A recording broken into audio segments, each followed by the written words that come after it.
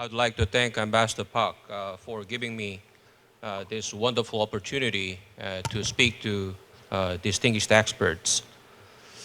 You know, several years ago, one Swiss gentleman created a new party called APPP, Anti-PowerPoint Party, to improve eye contacts with the audience. I support his party platform, so I decided to not to rely on PowerPoint this morning. I'm joking. Professor Sun, I often use PowerPoint too. Okay. We need to, first of all, understand Kim Jong-un's so-called game plan if he want to address North Korea's nuclear and missile threats with a view to ensuring the long-term consolidation and survival of his regime.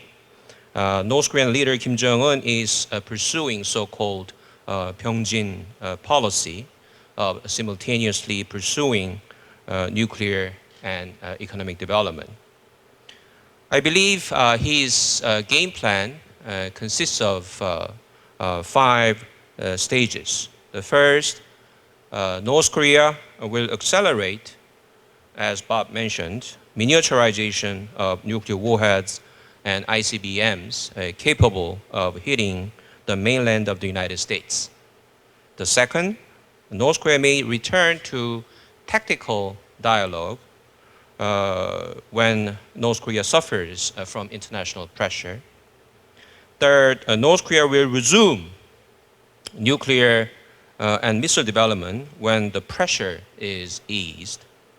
Fourth, North Korea will declare a moratorium on nuclear and missile tests right after the North has accumulated enough amount of nuclear material and or accomplished its strategic mission.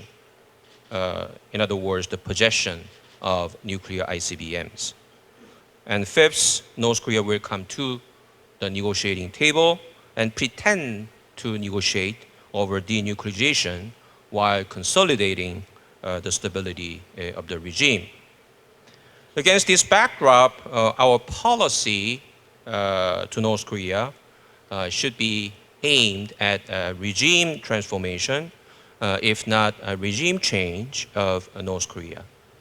As you know, regime security is located higher than national security in North Korea.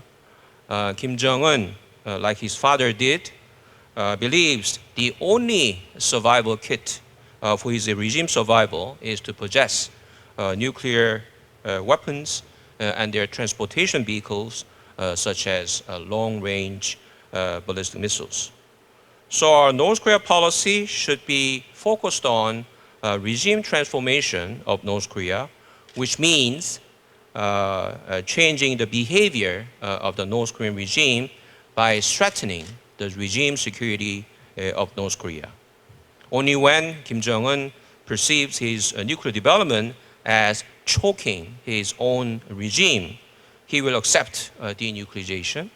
So we have to weaken his regime security to the extent that he will try to drop a nuclear weapons program for his own regime security.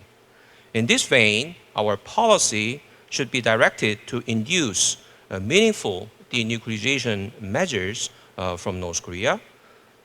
By the way, if at some point, if our sanctions work, North Korea will raise a nuclear freezing card, but the nuclear freezing should be done within the context of nuclear denuclearization, and it should be verified.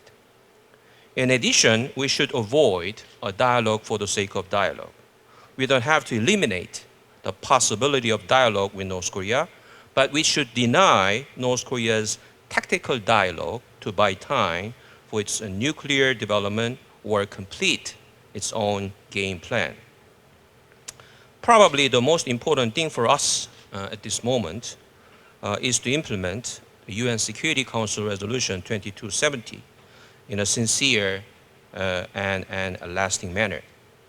It is good to hear that China is implementing the UN Security Council resolution, since this will send a clear signal to North Korea that China's strategic calculus has been changing, and China will implement stronger sanctions on another nuclear test and or long-range missile launch. We should implement Security Council resolution sincerely and fill the loopholes with appropriate measures.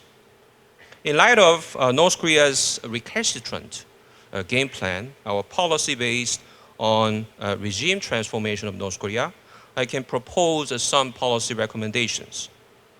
Most of all, as sanctions are being implemented, 3 provinces of the northeastern part of China will have to suffer from economic damages. In this vein, South Korea may consider increased economic cooperation with those 3 provinces of China so that they sincerely cooperate for the successful implementation of UN sanctions. In addition, as we saw in New York Times op-ed contributed by Jim Walsh and John Bach last month, we have to deal with North Korea's state-owned trading companies in China that keep the flow of cash and supplies steady. UN Security Council just singled out half a dozen companies for censure, but North Korea can create companies faster than UN can try to punish them. So those pseudo-Chinese North Korean companies should be dismantled completely, which requires close cooperation among the United States, China, and South Korea. Thirdly, China should send a clear signal to North Korea by saying that China will reduce oil supply significantly if North Korea conducts another nuclear test. This will imply additional sanctions will come when North Korea continues to resist. Fourthly, 3 of us, US, China, and ROK, should distinguish so-called peace treaty from peace regime on the Korean Peninsula. When North Korea refers to a peace treaty, it means a treaty between North Korea and the United States, which will not be acceptable to South Korea and probably not to United States and China either before denuclearization of North Korea is realized.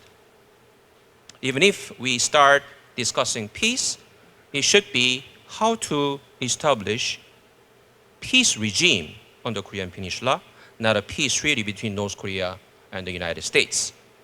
Peace regime, as you know, is a much broader concept that includes denuclearization, peace treaty replacing the armistice agreement of the Korean War, inter-Korean arms control, US-North Korea diplomatic normalization, and Japan-North Korea diplomatic normalization, etc. So we need to pursue this peace regime rather than peace treaty. Finally, we should launch US-China ROK strategic dialogue at track 1 as soon as possible. In the middle of this month, chief envoys for 6-party talks from the US and South Korea agreed on forming a trilateral strategic dialogue with China. It is aimed at coordinating our North Korea policy and assessing the effect of our sanctions. I hope China will accept it, and 3 of us can closely cooperate with each other so that North Korea may become a responsible member of the international community. Let me stop there. Thank you.